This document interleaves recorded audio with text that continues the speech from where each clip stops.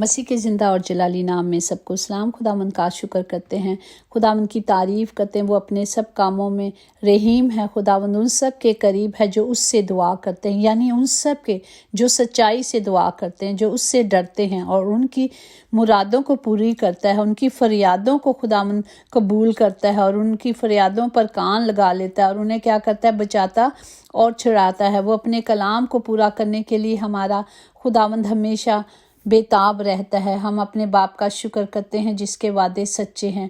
ہم خداوند کا شکر کرتے ہیں کہ وہ ہمیں ہر روز نیا دن بخشتا ہے تاکہ ہم لائق طور پر اس کی حضوری میں آئیں۔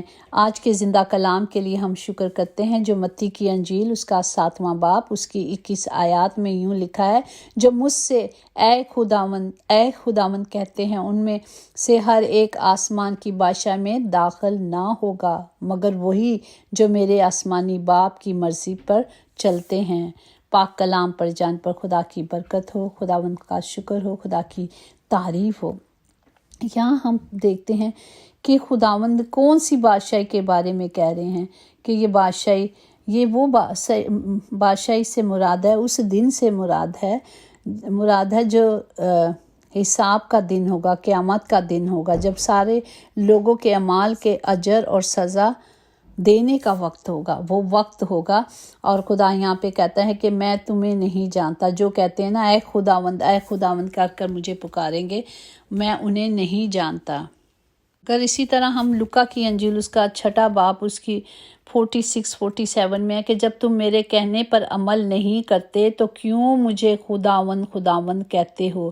جو کوئی میرے پاس آتا ہے وہ میری باتیں سن کر ان پر عمل کرتا ہے۔ میں تمہیں وہ ہمیں خداوند پھر آگاہی دے رہا ہے کہ اگر تم میری بات کو نہیں مانتے، میرے حکموں کو نہیں مانتے، میری مرضی پہ نہیں چلتے تو پھر مجھے کیوں خداوند کہتے ہو؟ کیونکہ شریعت کے سننے والے خدا کے نزدیک راست باز نہیں ہوتے بلکہ شریعت پر عمل کرنے والے راست باز ٹھہرائے جائیں گے۔ پریز دا لارڈ۔ ہمیں صرف کلام سن کر اس پر ہم کیا کرتے ہیں؟ سنتے ہیں ہر روز، آج تک بچپن سے چرچز جا رہے ہیں، سب کچھ کر رہے ہیں، لیکن آج تک ہم نے خدا کے کلام پر توجہ ہی نہیں کی۔ بس چرچ جاتے ہیں، کلام سن کر آ جاتے ہیں۔ اسی لیے وہ کتنے سخت لفظوں میں کہہ رہے ہیں کہ جو خدا کے کلام کو سنتا ہے اور اس پر عمل کرتا ہے وہی راست باز ٹھہرائے گا، باقی کوئی راست باز نہیں ٹھہرائے گا۔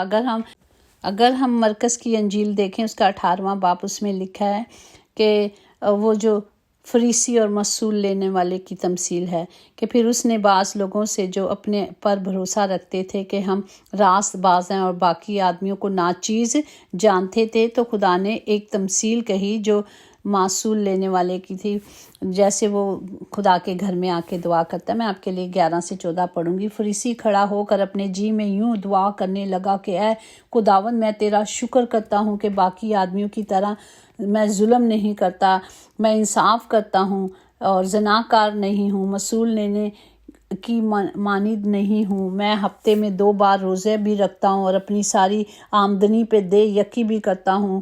اور مسول نہیں لینے والا جو باہر دور کھڑا تھا اس نے آسمان کی طرف آ کر اٹھانا بھی نہیں بلکہ چھاتی پیٹ پیٹ کر کہا، اے خداوند مجھ گناہگار پر رحم کر۔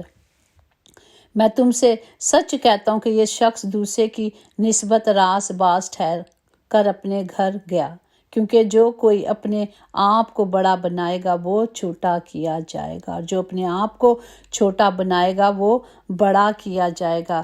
تو ہم دیکھتے ہیں کہ اس تمثیل میں ہمیں خدا نے یہی سکھایا کہ اس کی 18-19 ہے کہ پھر اس نے بعض لوگوں سے جو اپنے پر بھروسہ رکھتے تھے کہ ہم راست باز ہیں، باقی آدمیوں کو ناچیز جانا تھا۔ یہ تمثیل کہی گئی کیونکہ کئی لوگ جو ہوتے ہیں جو اپنے آپ کو بہت کچھ سمجھتے ہیں اور ان کے لیے یہی کلام ہے کہ خدا نے ہمیں پرکھنے کی روح بخشی ہے اور ہم نے صرف پرکھنا ہے، باقی ججمنٹ خدا کی طرف سے ہے اور خدا ہی ججمنٹ کرتا ہے۔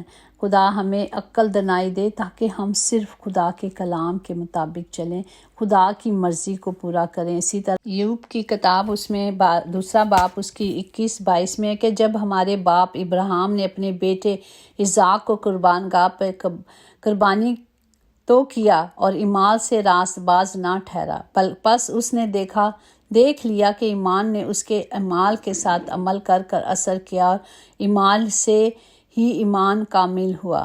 آمین، پریز دا لارڈ۔ ہم دیکھتے ہیں کہ جب خدا نے باپ ابراہیم کو بہت عرصے کے بعد اولاد دی اور پھر خدا نے کہا کہ میں تیری سب سے اچھی چیز چاہتا ہوں، میں سب سے جو قیمتی ہے وہ چاہتا ہوں، تو اس نے کیا، اس کو پتا تھا کہ میرے پاس اب سب سے زیادہ قیمتی میرا بیٹا ہی ہے، تو اس نے اسحاق کی قربانی کو کرنے کے لیے چلا گیا۔ اور ہم نے پڑھا ہے کہ کس طرح وہ اس نے ایمان بھی رکھا اور عمل بھی کیا۔ اس نے یہ نہیں ڈرا کہ خدا نے اب دیا، اتنے عرصے کے بعد مجھے بچہ دیا تو اب میں اس کو قربان کر دوں، لیکن وہ اس میں یہی تھا کہ خدا نے دیا تھا اور خدا ہی نے مانگا، اور اس کے لیے وہ پورے طور پر تیار ہو کر اسے کیا کرنے چلے گا، قربان گاہ پہ لے کے گیا۔ اور خدا نے اس کی اس قربانی کو جو وہ کرنے جا رہا تھا، کی نہیں تھی، کرنے جا رہا تھا، ارادہ کیا تھا، وہ جا رہا تھا، اور خدا نے اس قربانی کو قبول کیا اور ایمان سے وہ کیا ہو گیا، ہمارا باپ ابراہیم کامل ہو گیا۔ اور آج بھی دیکھیں خداوند نے جو باپ ابراہیم کے قوموں کا باپ بنایا اور خدا نے انہیں سرفراز کیا۔ ہم نے یہ جان کر کرنا ہے کہ جو کچھ کرتے ہیں صرف خدا کے لیے ہی کرنا ہے۔ ابراہیم کو خدا نے جیسے جیسے کہا اس نے ویسے ہی کیا، اور اپنے بیٹے کے ہاتھ اور آنکھیں باندھ کر کے اس کو اس قربان گاہ پہ چڑھا بھی دیا تھا، پر خدا نے اس کی اس قربانی کو قبول کر لیا، پریز دا لارڈ۔ اور اس کی جگہ ہم جانتے ہیں کہ کیا ہوا۔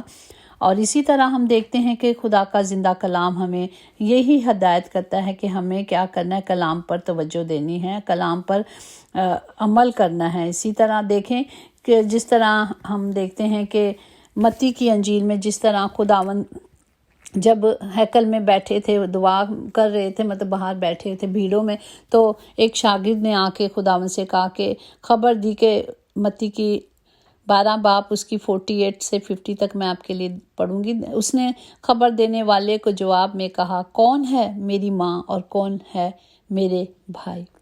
وہ اور اپنے شاگردوں کی طرف ہاتھ بڑھا کر کہا، دیکھو میری ماں اور میرے بھائی یہ ہیں، کیونکہ جو کوئی میرے آسمانی باپ کی مرضی پہ چلے وہی میرا بھائی اور میری بہن اور ماں ہے۔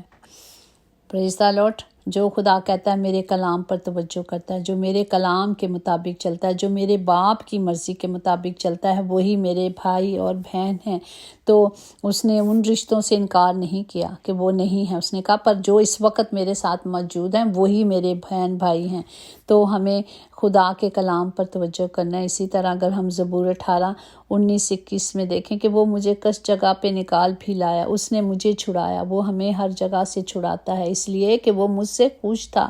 ہمیں خداوند کو خوش کرنا، اس کی مرضی پہ چلنا۔ اسی طرح خدا نے میری راستی کے موافق مجھے اجر دیا اور میرے ہاتھوں کی پاکیزگی کے مطابق بدلہ دیا، کیونکہ میں خداوند کی راہ پہ چلتی رہی اور چلتا رہا اور شرارت سے اپنے خدا سے الگ نہ ہوا۔ کسی طرح بھی مطلب بدی سے یا کسی وجہ سے میں خدا سے الگ نہیں ہوں اور الگ نہیں ہوا، اس کے حضور کامل بھی رہا اور اپنے آپ کو اپنی بدکاری سے باز رکھا۔ جب ہم گناہوں سے باز رہیں گے، ہر گناہ سے کنارہ کریں گے، توبہ کر کر اس کی مرضی پہ چلیں گے، تو ہی تو اس کا کلام ہماری زندگی میں پورا ہوگا۔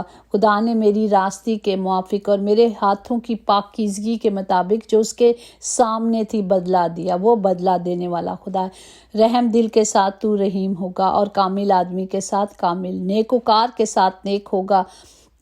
اور جب ہم خدا کی مرضی پہ چلتے ہیں، چاہے حالات کو کیسے بھی ہوں، کیونکہ خداوند کے سوا اور کوئی چٹان نہیں، ہمارے خدا کو چھوڑ کر کوئی خدا نہیں، ہمیں صرف خدا ہی سے قوت ملتی ہے۔ جب ہم کمزور ہوتے ہیں تب بھی تو وہ ہمیں اپنے زور سے اور اپنی قدرت سے بھر دیتا ہے۔ ہمیں صرف اس کی راہ کو پر چلنا ہے اور کامل بننا ہے۔ خداوند اس کلام کے وسیلے سے جو خدا نے آج ہمیں دیا کہ ہمیں روح اور سچائی سے خدا کی حضوری میں جانا ہے اور خدا سے مانگنا ہے، اور صرف لفظوں پر نہیں عمل کرنا، صرف بولنا نہیں ہے، ہمیں کلام کے مطابق چلنا ہے، تب بھی جب ہم خدا کو خوش کریں گے تو ہی خدا، جب ہم غلط کاموں سے ترک کریں گے، اپنے آپ کو الگ کریں گے اور خدا کی حضوری میں آئیں گے، سچائی کے ساتھ کلام کو لیں گے، سچائی کے ساتھ کلام کی قدرت کو اپنے اندر رکھیں گے، تو ہی ہمارا خدا ہمیں بدلہ دے گا۔ تو ہی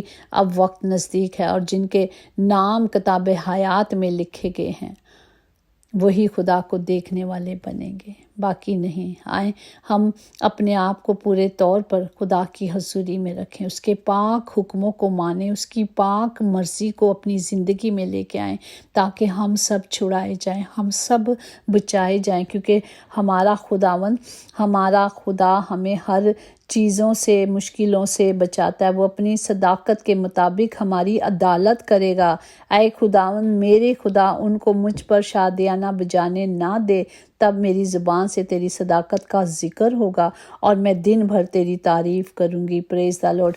اس کی صداقت اور اس کا کلام ہمیشہ ہماری زندگی میں کام کرتا رہے، اور ہمیشہ ہم خدا کے پیروکار رہیں۔ خداوند سب کو برکت دے۔ خداوند ہم سب کے لیے ہاتھ اٹھا کے دعا کرتے ہیں جو آج ہاسپٹل یا گھروں میں بیمار ہیں، جہاں کہیں وہ مشکلوں میں ہیں، جہاں کہیں وہ تکلیفوں میں ہیں، میرے زندہ خداوند انہیں شفا دے، کیونکہ شفا آپ کے پاس ہے، شافی آپ ہیں، اور آپ اپنے کلام کو ناصر کر کے شفا کو جاری کرتے، تاکہ ہر زبان آپ کا اقرار کرے، تاکہ ہر زبان آپ کے نام کو جلال دینے کے لیے استعمال کی جائے۔ آمین۔ پریز دی لارڈ۔